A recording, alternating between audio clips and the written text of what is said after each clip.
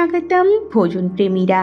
আমার 20 নম্বর লাঞ্চ থালিটি অনন্য বাঙালির দুপুরের আহার, যা সরলতায় অপূর্ব।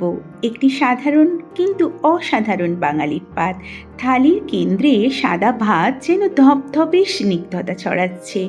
বড় আলুর টুকরো দিয়ে ধনে বাটা ধনে পাতার পাতলা ঝোল, যার সুবাস মন ভরিয়ে দেয়।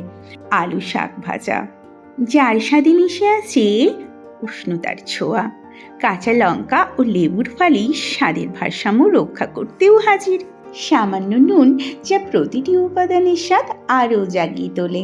সাধারণে অসাধারণ এই থালিটি ভালো লাগলে পাশে থেকো, সাথে থেকো, কমেন্ট করো। এখনের জন্য টাটা।